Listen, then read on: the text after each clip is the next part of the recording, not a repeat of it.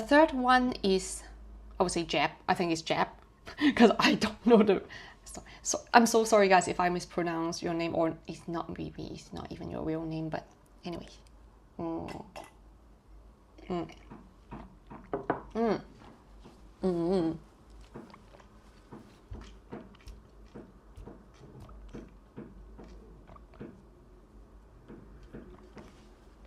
I just want to say this one is super cool. I read it, I was like, ooh, that's wisdom. I'm like, the ancient people were like wisdom, like counting. Dun, dun, dun, dun, dun, dun, dun, dun, dun. But then it's actually using one hand, okay? I'm like, this is actually really interesting. Like, this is so interesting. Oh, I've never thought about that. Like, I was like, that is so smart. That is so smart. That's just so smart. Comparing to us now, we're using just 10 fingers. They can count up to 60. And it's interesting because they utilize their own body parts to do this, to come up with this method. And I think that is just a very natural wisdom when they are not being so disturbed by all kinds of noises or technology like phones.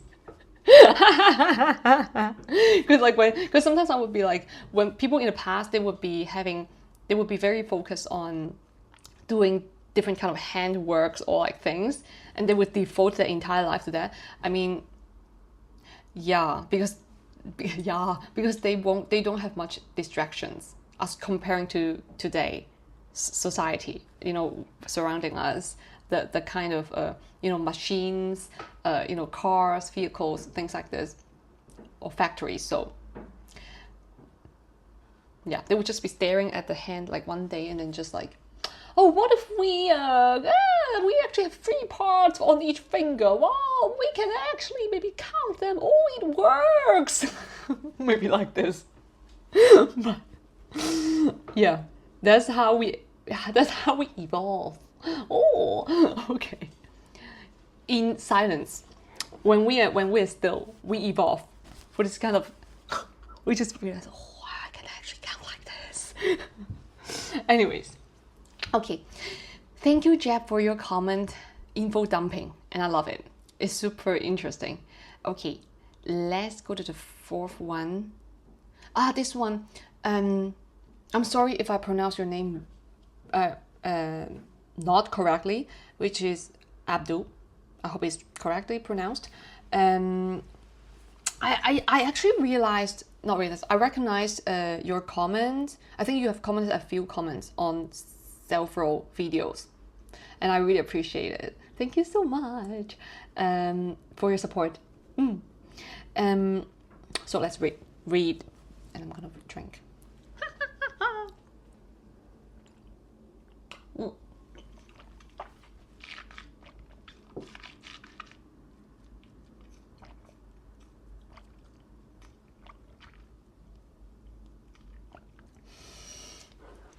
This one, first of all, thank you for your kindness, your kind comments, your kind words. Thank you so much. Thank you.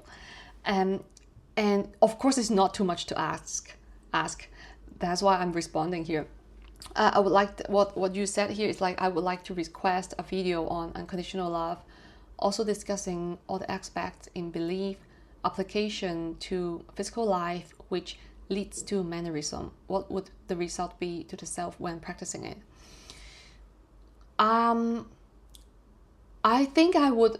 Yeah, I think I could pull up, like, create a video particularly on this, but let me respond to this first for now. Maybe later I would create a special video for this, but let's see.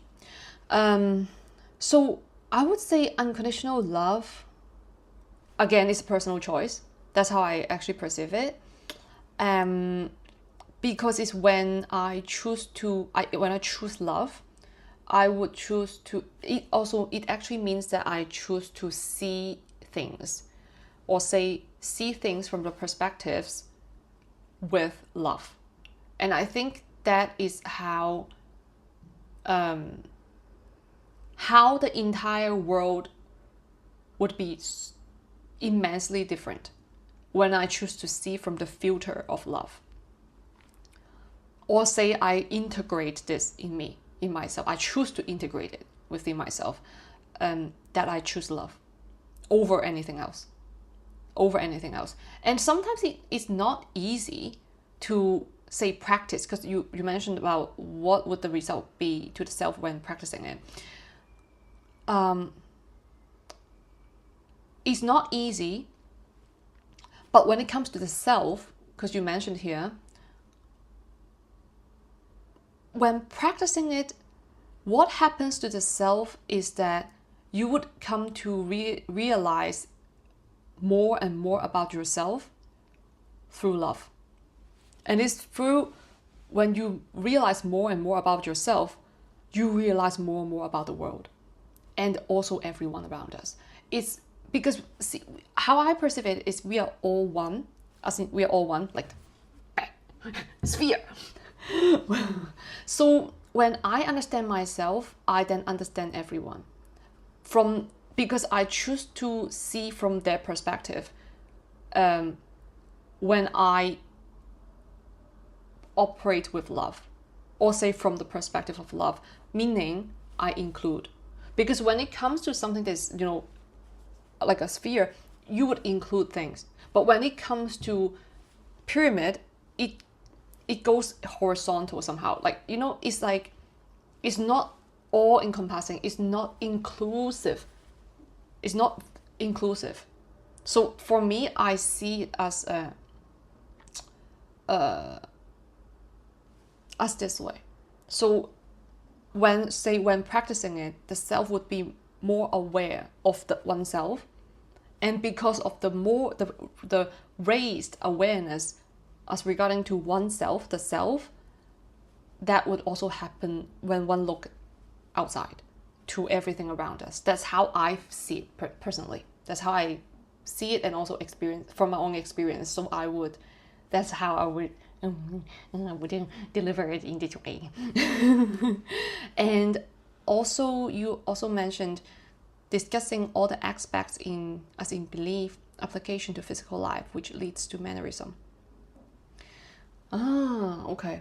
Maybe I'll briefly say something about this for now. If there's anything I can expand on, I can think of, then I will pull into another video. Or as discussing the aspects as in belief, application to, I would say self-love. Belief, or any kind of belief, it's very subjective. But how I see it is, whatever I choose to believe is kind of like what kind of colors I want to put on my painting, right? The belief system to me is a personal thing. It's a very subjective system. That what do I want to input? It's like I choose the input options. That's my belief system, right? That whatever I choose to input in my belief system, that forms my beliefs. So that's why I said it's a personal choice when it comes to love, because I choose to put love as my priority in my belief system. It's like if I paint something, right? Paint a painting like a canvas, and then I have the color palette, and I would squeeze the oil paint on it or anything. I can choose to have red, I can choose to have blue, and then I can say, oh, I don't want yellow, or say I don't want this shade of purple. So it really depends on that. Again, I would say it depends on each person's values. So it's also very interesting to look within oneself, as in, what do I value the most? Because to some people, they would value health over anything, or some people would value family over anything. But because you also mentioned application to physical life, right? Which leads to mannerism. Honestly, I find quite interesting and also effective and efficient at the same time, that find out what we truly value, like truly, authentically, and focus on that. Because whatever we focus on, when we go deeper and deeper, not just with the mental space though, it's like with head, heart balance, like the mind and the heart, love and science together. We actually beat in any way. If you love computer programming, if you love playing guitar, if you love writing poems or novels, okay, any kind of activities, as in to physical life, right? Application to physical life, anything would lead you to understanding unconditional love, because once we are default to something, we see it in a way that we go deeper and deeper into it. And as we connect with this thing, anything, any activity, it comes to a state of stillness. You're going closer and closer to stillness. And that's when you would realize that, oh, everything is the same. Like even when it comes to pottery, like when you're so focused on something, you're like kind of like, how am I gonna, shape this shape, or like, and then you realize how much force I'm using here, and how much force I'm holding here would actually shape the shape that I envision it to become. That in itself is also like Tai Chi, or any kind of martial arts. It's about or in I think it's Hinduism, it's called prana, right? The prana. Okay, so that in itself, that's what I'm trying to say, is everything is connected, because everything comes from the same origin, zero. So that's love. Everything comes from love, zero. So that's why I'm saying, find something that you locate. What is it that is valuable to you? Values like, honesty is one value, right, to you. Also, what can be valuable to you could be you self-care, something like this, okay? And then it would go down into like expanding into, it could be honesty, could be you like to share what you learn, and you like to share your past experiences. You can write a book about it, right? So that is also one activity that is expanded from that. That would be application to physical life. So yeah, and as everything is originated from the same root, which is, I love how originated from the same root. That's where love is. So in any way, we can, like, all roads lead to Rome. Yeah, and that's love. And so thank you for your comments. I hope I hope you resonate. Or say I hope I answer certain aspects that you would like to discuss or know about. And thank you for your comment, Abdul. The next one. This is super funny. Some of the comments are actually, I find it really cute and funny, so that's why I put up here. Yeah.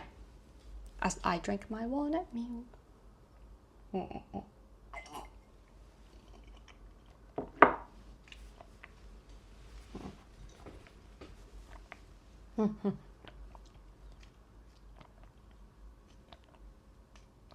When I first read this comment, I took a while to understand.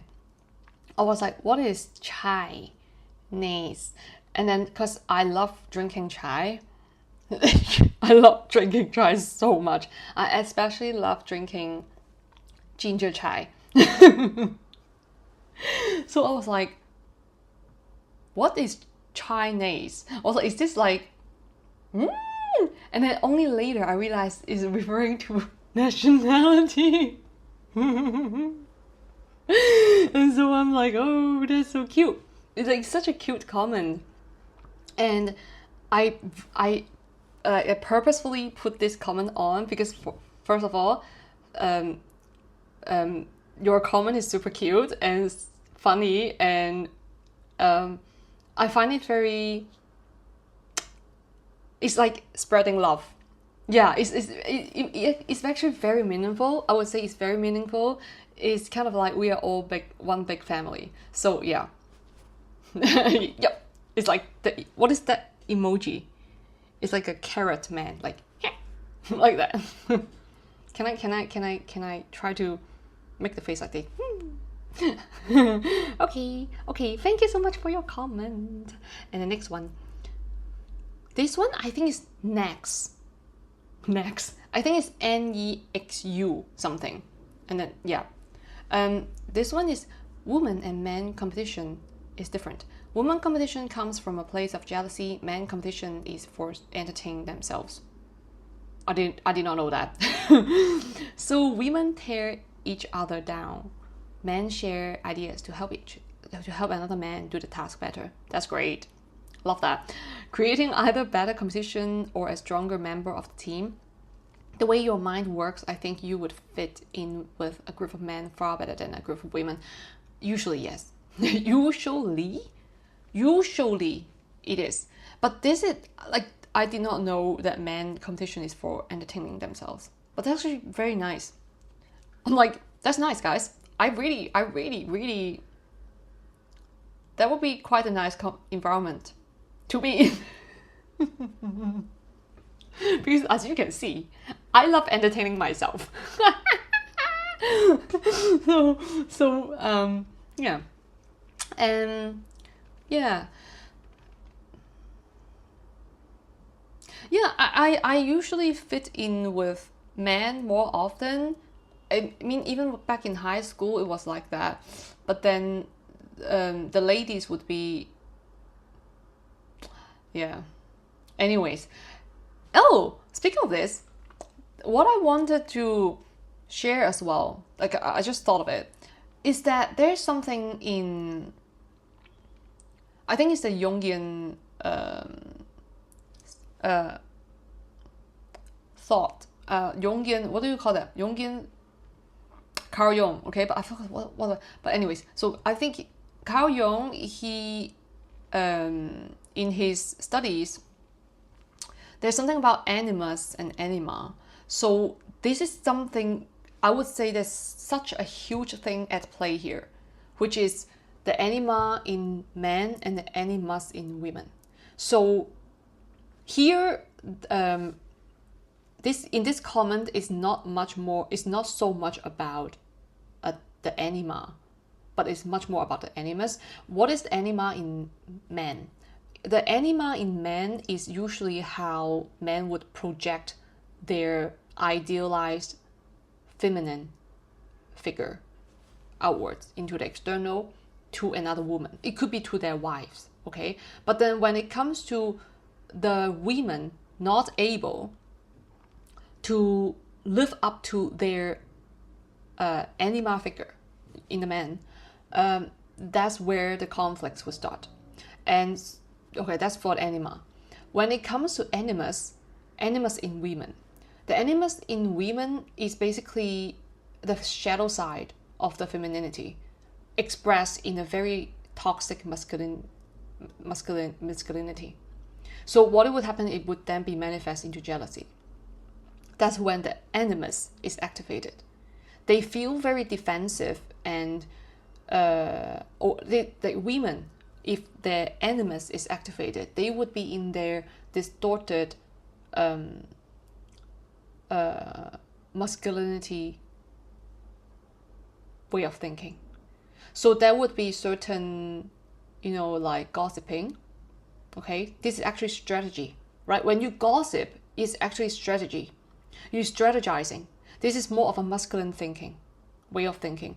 However, when it comes to women, it's a unhealed feminine energy embodying such an animus being activated that would then turn into jealousy, which would usually would be manifested in the form of like gossiping and stuff, and bullying, or like yeah, that's what it is. But yeah, this is a very interesting. This is how this is what like kind of reminds me of this comment. So thank you for the comment. Next is super interesting, because I really didn't know how men actually would share ideas to help another man do the task better. But here's the thing, not that all women are bad though.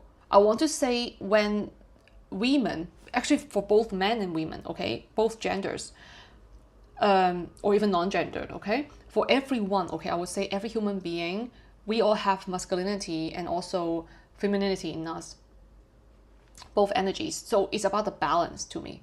It's about the balance, and when we find the balance and heal ourselves from the traumas, we would then naturally be,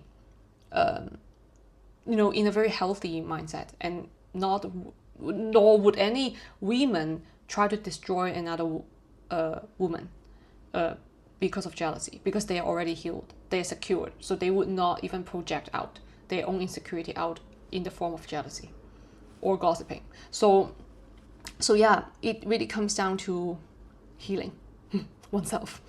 But thanks for the comment. Okay, next one. Oh, this one is super cool. I think it's Marcus. This one is by I love Lao Tzu as well. He's super, so much wisdom in his work. This sounds even like a poem to me. Fill your bowl to the brim and it will spill. Keep sharpening your knife and it will become blunt. Pursue money and security and you shall always be vexed. Clamor for the approval of others and you will be their prisoner. Do your duty and then retire. That is the only way to serenity. Because he is so far-sighted, or say he's super far-sighted, and this is wisdom. Basically, I would just say it's wisdom. His wisdom is on balance, really balance. The same as what Buddha also advocates, right? Advocated in the past, but same thing actually. So it's such a beautiful way of expressing how balance and also seeking from within is so important for well-being. This entire little poem, I would say, here from chapter 9. Yeah. So yeah, I'm like taking a moment to read it. I'm like, yeah, it's so cool. This part is so good. This part is so cool, which is keep sharpening your knife and it will become blunt. It's like, it actually means when you're overdoing something. Like if you put too much force into something, it actually would disrupt it. You would disrupt the nature of it. Oh my goodness. It is very true. Like it's like how most of us, or many of us nowadays, would be kind of chasing a lot of things.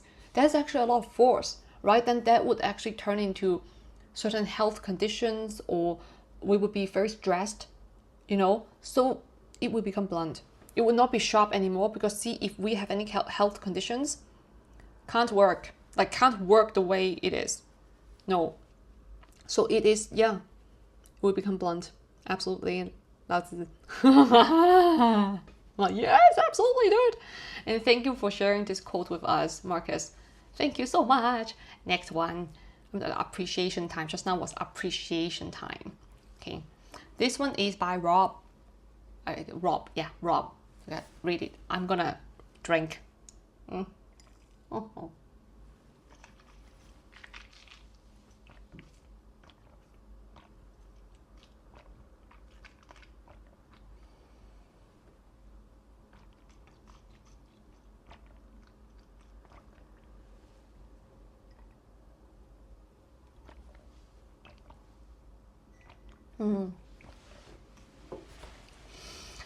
First of all, I want to say thank you for your comments, because this is actually very, very meaningful to me.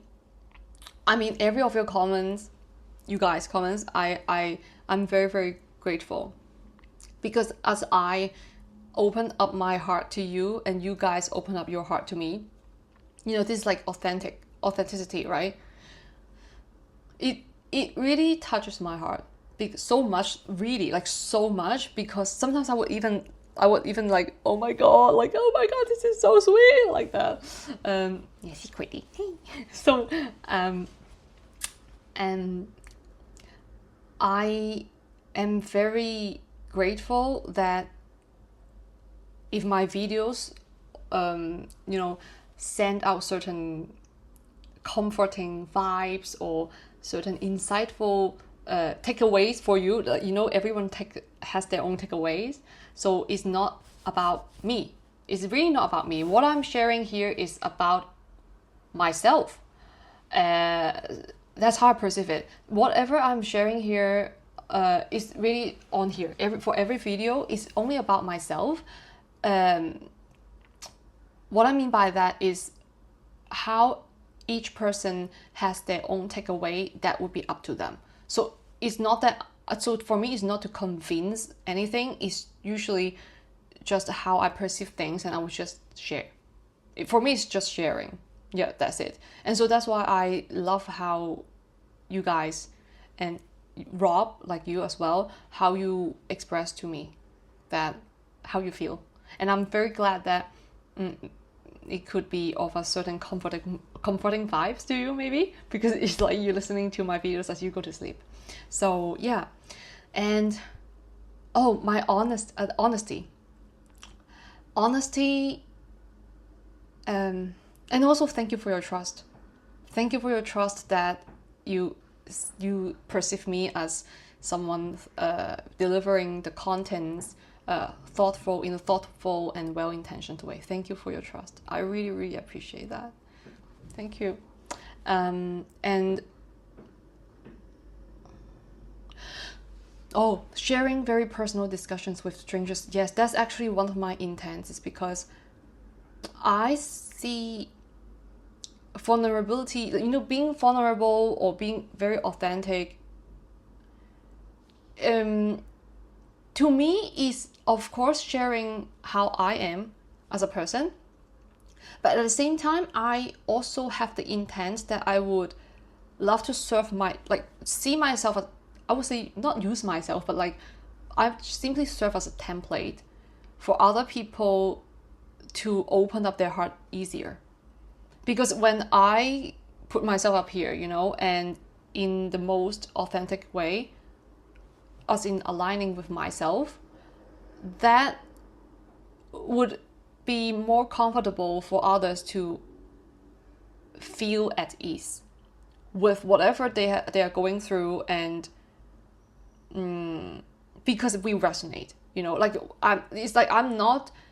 I'm not just giving you advices or like anything, but rather I don't resonate with that. Of course, I can give advice, but to me, it's more about sharing personal experiences and personal stories and personal perspectives on things, because we can all look at the same thing with many different perspectives, right? So for me, it's about including, like really inclusiveness, and being soft and strong at the same time. That yes, I am resilient, and if I can do this, so can you. That's my intent. Yes, I'm sharing all of this with utmost honesty. It's because I'm human and I'm resilient, and so are you. That's my message. That's my core message. So okay. Okay, so thank you, Rob, for your message, and I am very grateful. Okay, we go to the next one.